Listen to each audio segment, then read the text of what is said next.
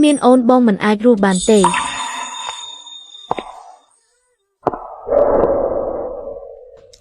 ហេតុអីក៏បងទើបតែនិយាយនៅពេលនេះអញ្ចឹងបងសុំទោសយឺតពេលហើយវាចប់អស់ហើយសុំទោសពួកយើងមិនអាចត្រឡប់បកក្រោយបានទេគេមិនជាប៉ាកូនទេតោះពួកយើងឆាប់ទៅហេតុអីក៏អ្នកនាងយានណូនាងប្រតិកម្មខ្លាំងយ៉ាងនេះនាយកជាថ្ងៃនេះឈួតហើយដើម្បីតែស្រីម្នាក់នោះបែរជាហ៊ានទៅវាយគេនឹងមង្គលការទៅវិញឆាប់សិនមុននេះពួកលោកនិយាយថានេះជាថ្ងៃមង្គលការរបស់នាយកវាងជាមួយអ្នកនាងយានតែមិនដឹងថានាយកជីកាឈួតស្អីទេគាត់បែរជាទៅវាយកូនកំឡោះហើយនាំកូនក្រមុំគេមកទៀតជីស៊ឺនានលោកបោះបង់យើងរយៈពេល5ឆ្នាំមុនហើយតែរៀបការជាមួយស្រីផ្សេង5ឆ្នាំក្រោយលោកនៅឲ្យយើងចាញ់ស្រីឈ្មោះដូចគ្នានោះទៀតហេតុអីក៏លោកធ្វើអញ្ចឹងដាក់យើងទៅវិញហេតុអីអ្នកមីងគូអ្នកមីងយ៉ាងម៉េចនឹងអ្នកនាងយាននាងមានកូនតែម្នាក់ទេបើពួកគេជាមនុស្សតែមួយណូជីឈីងឈីងវាមិននឹងអាចជាកូនរបស់យានឈីងដែលកើតមកណូអូយអ្នកមីងខ្ញុំឈឺបិទមាត់ពួកឯង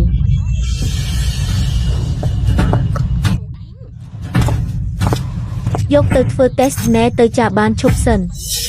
ចាំទុកគុំយកសរបស់នាយកជីយកសរបស់អ្នកស្រីចាស់ទៅចាបានចង់ដឹងថាយានឈីងណូវាជាមនុស្សតែមួយដែរឬក៏អត់មែនទៅមើលថាជីឈីងឈីងជាកូនចៅគ្រួសារជីរ៉ឈីងឈីងនាយកជីគេបង្ករឿងនៅកម្មវិធីមង្គលការឯងមង្គលការឯងជាមួយនាយកហ្វុងគឺមិនអាចទៅរួចទេនេះឯងគិតយ៉ាងម៉េចឯងគិតត្រូវគ្នាជាមួយគេវិញហេះខ្ញុំ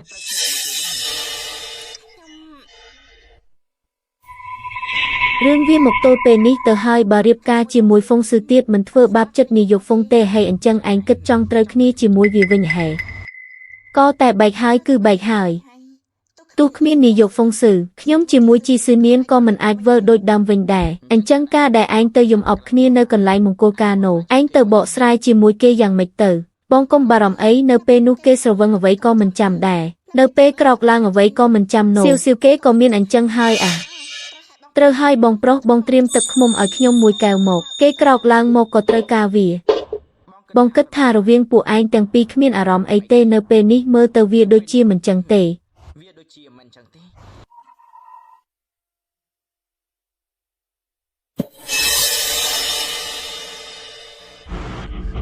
នេះខ្ញុំយ៉ាងម៉េចនឹងយ៉ាងម៉េចហេឯងផឹកឡើងសន្លប់នៅមង្គលការប្អូនយើងគឺយើងនាំឯងមកវិញទេសន្លប់ហេឯណាយានឈីងណូនាងរៀបការជាមួយវ៉ាងស៊ីហើយនៅមានរឿងតិចតួចបរាជ័យហើយប្អូនយើងមិនអាចរៀបការបានឯងសើចសប្បាយយ៉ាងនេះធ្វើអីគឺពិតជាសីមែនហើយដឹងខ្លួនហើយក៏ឆាប់ទៅវិញទៅកុំមកនៅរារែកនៅទីនេះអី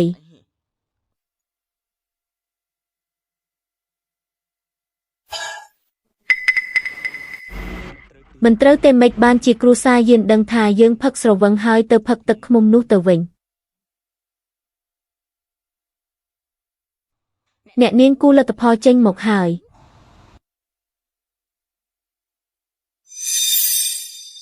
ជីឈីងឈីងវាជាកូនរបស់យានឈីងជាមួយជីស៊ឺនានមែនយានឈីងវាស្រឡាញ់កូនវាជាងស្អីទៅទៀតបើមែនវាងាប់ទេវាមិននឹងអាចដាច់ចិត្តឲ្យកូនវានៅម្នាក់ឯងនោះនៅពេលនេះយានឈីងពីរអ្នកណូមិនមែនជាមនុស្សតែមួយពិតមែនអ្នកមីងគូមានរឿងអីនឹងឲ្យអ្នកមីងគូខ្ញុំឈឺជីឈីងឈីងនាងឯងមកជួបរឿងអញ្ចឹងកុំមកបន្ទោសយើងនោះបើចង់បន្ទោសនោះឯងក៏ទៅបន្ទោសម៉ែរបស់នាងឯងទៅ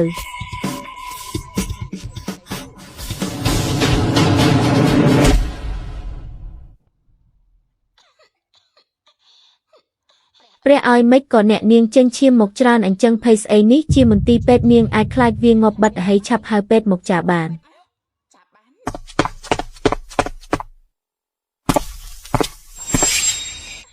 គ្រូពេទ្យគឺខ្ញុំមិនល្អខ្ញុំមិនប្រយ័ត្នមើលកុនមិនបានល្អទើបធ្វើឲ្យនាងដួលអញ្ចឹងអ្នកនាងយានលោកវាងគាត់មិនចង់ជួបអ្នកនាងទេសុំនាងទៅវិញទៅខ្ញុំអាចយល់បានលោកយករបស់នេះផ្ញើឲ្យគាត់ផងអញ្ចឹងក៏បាន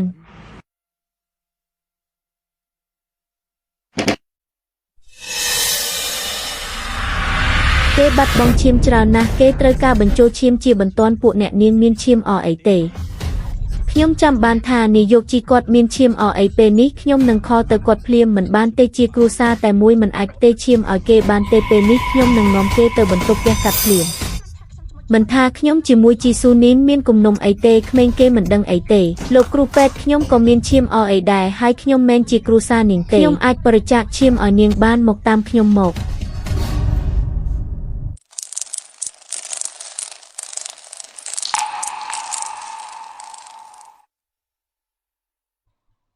ឈៀងអ្នកមីងយានអរគុណមីងហើយដែលបានជួយខ្ញុំមិនដឹងថាប៉ាបង្កើតខ្ញុំគឺជាអ្នកណាទេម៉ាក់ខ្ញុំគាត់បានលោតទឹកសម្លាប់ខ្លួនហើយ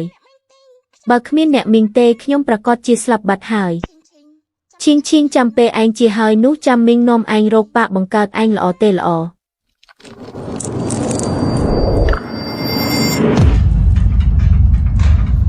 ឈៀងឯងយ៉ាងម៉េចនឹងឈៀងលោកគ្រូពេទ្យឈៀងមានប្រតិកម្មឈាមហើយក្រែងយើងប្រាប់ហើយមិនចឹងហេថាជាសាច់ញាតិនឹងគ្នាមិនអាចបរិច្ចាគឈាមឲ្យគ្នាបានទេត្រៀមបន្ទប់សង្គ្រោះបន្ទាន់ទៅជាឈៀងនាងគឺជាកូនរបស់យើង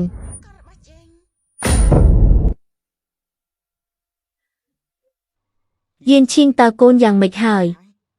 នាងនៅមិនទាន់ដឹងខ្លួនទេ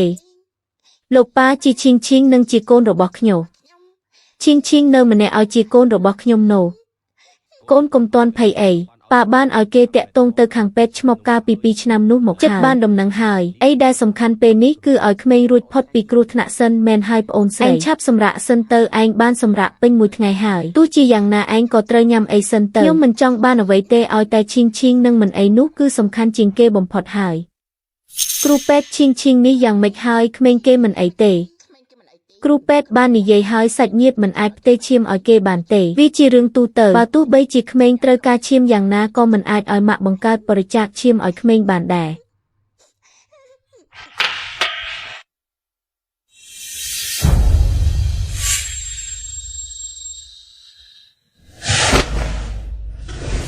អ្នកនាងអ្នកប្រុសនេះអ្នកទាំងពីរបានន័យថាម៉េចនឹង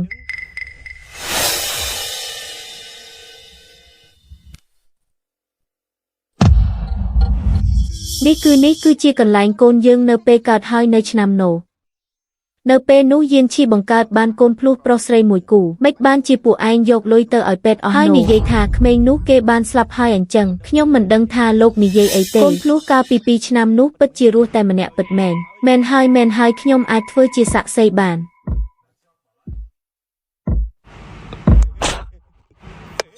ខ្ញុំនិយាយពេលដែលពួកយើងមកនោះអាចจะលួចកូននោះវាក៏យកក្មេងទៅបាត់ពួកយើងខ្លាចថាត្រូវទោសក៏និយាយថាក្មេងនោះស្លាប់បាត់ទៅកូនរបស់យើងម្នាក់ពីរនាក់ពួកឯងពិតជាថ្លើមធំខ្លាំងណាស់ពួកឯងនាំពួកវាយកទៅឲ្យប៉ូលីសទៅជីវិតឲ្យខ្ញុំផងអ្នកប្រុសឲ្យច្បាប់កាត់ទោសពួកវាទៅជីវិតឲ្យផងអ្នកប្រុសលោកមើលលើពួកយើងធ្វើការឲ្យគ្រួសារយានជាង5ឆ្នាំលោកលើកលែងទោសឲ្យពួកយើងផងទៅអ្នកនាងក្មេងត្រូវបានគេយកទៅលោកវាមិនបានងាប់ទេវាជារឿងល្អបើពួកឯងមិនចង់ងាប់ទេពួកឯងក៏បោកក្បាលទៅប្អូនស្រីនេះតើឯងយ៉ាងម៉េចនឹងកូនស្រីរបស់ខ្ញុំនាងត្រូវចោលលួចទៅតាមពិតនាងគួរតែជាព្រះនាងតូចដែលត្រូវគេស្រឡាញ់ថ្នាក់ថ្នមទេប៉ុន្តែនាងបែរជាត្រូវម៉ែចុងវាយធ្វើបាបឡើងចូលពេទ្យនាងគិតថានាងខ្លួនឯងជាក្មេងអានេថាគ្មានអ្នកស្រឡាញ់គ្មានអ្នកអាណិតខ្ញុំពិតជាស្អប់ខ្លួនឯងណា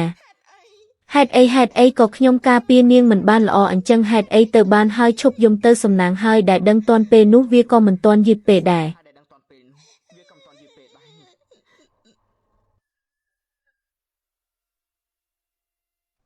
ឈៀងមិនបានជាឯងនៅទីនេះលេងតែម្នាក់ឯងចឹងមីងមកមើលឯងហើយមីងនៅយកកម្មឲ្យឯងទៀតណាអរគុណអ្នកមីងយានឈៀងឯងចាំបានទេនៅពេលឯងឃើញមីងដំបងនោះឯងក៏ហៅមីងថាម៉ាក់ដែរទេទៅពេលនេះឯងព្រមហៅមីងថាម៉ាក់ម្ដងទៀតដែរទេខ្ញុំមិនចង់ទេនេះតើហេតុអីទៅនេះតើឯងមិនស្រឡាញ់មីងទេខ្ញុំពិតជាស្រឡាញ់អ្នកមីងយានណាស់ប៉ុន្តែអ្នកមីងគួរនិយាយថាខ្ញុំគឺជាក្មេងដែលកើតមកចង្រៃបាក់ទៅលោតស្ទឹងក៏ព្រោះតែខ្ញុំហើយអ្នកស្និទ្ធស្នាលជាមួយខ្ញុំទាំងអស់ក៏នឹងត្រូវសើចទាំងអស់តាមខ្ញុំដែរមិនមែនចឹងទេ អ្នកមីងយានខ្ញុំឈឺឈីងឈីងឯងនិយាយប្រាប់មីងតាមត្រង់មករបួសទាំងនេះគឺគូណានហ្វឹងគឺជាអ្នកធ្វើហើយអ្នកមីងគូគាត់និយាយថាគាត់គ្មានចិត្តណាទេគាត់ក៏ធ្វើជាម៉ែរបស់គេជាលើកដំបូងដែរខ្ញុំយល់ពីគៀតឈីងឈីងចាំម៉ាក់ធ្វើជាម៉ាក់ឯងល្អទេធ្វើជាម៉ាក់ដែលល្អម្នាក់ណាជាម៉ាក់ដែលនៅជាមួយគ្នានោះអីនោះគឺពិតមែនណាស់ហើយ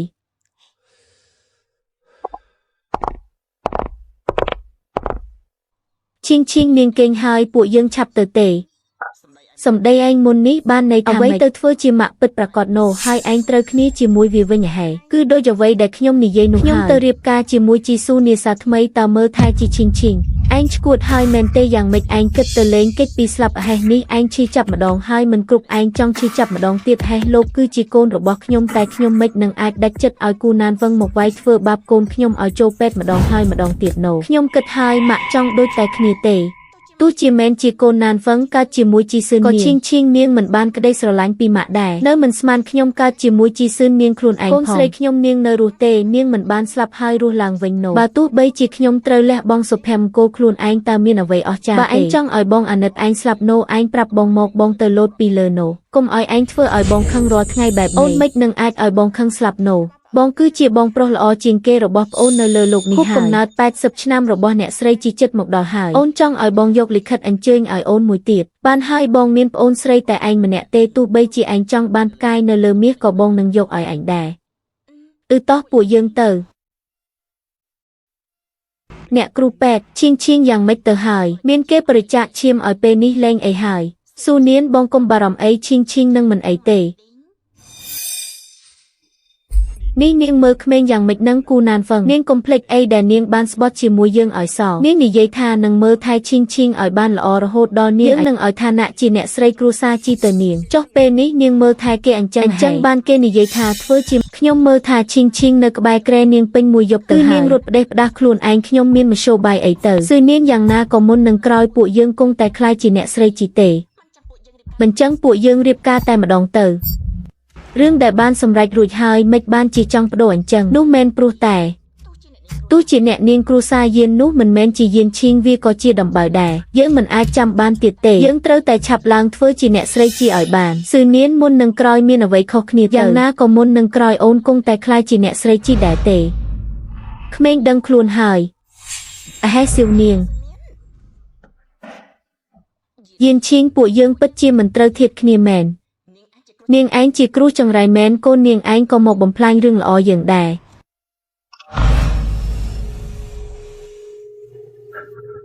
ឈីងកូនមានអារម្មណ៍យ៉ាងម៉េចដែរលោកប៉ាឈីងកូនប្រាប់ប៉ាតាមត្រង់មករបួសនៅលើខ្លួនកូននេះគឺកូនជាអ្នកដួលខ្លួនឯងមែនទេលោកប៉ានេះចិត្តដល់ខួបកំណើតខ្ញុំហើយខ្ញុំអាចសុំពោមួយបានទេបានមិនថាឈីងចង់បានអីទេប៉ានឹងរកឲ្យកូនទាំងអស់ខ្ញុំចង់បានម៉ាក់ម្នាក់ម៉ាក់ហេ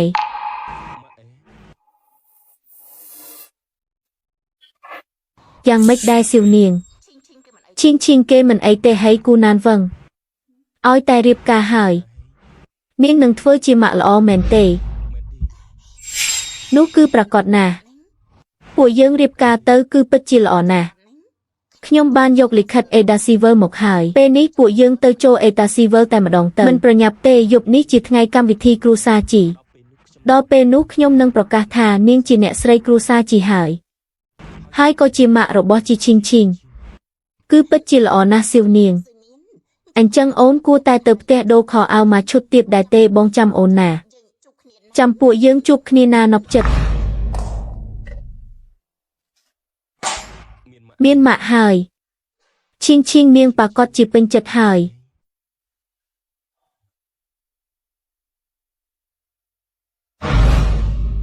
អបអរថ្ងៃខួបកំណើតអាយុ80ឆ្នាំអ្នកស្រីជូនពរឲ្យអ្នកស្រីមានអាយុយឺនយូរចាអរគុណសូមឲ្យអ្នកស្រីមានអាយុយឺនយូរចាបានអរគុណ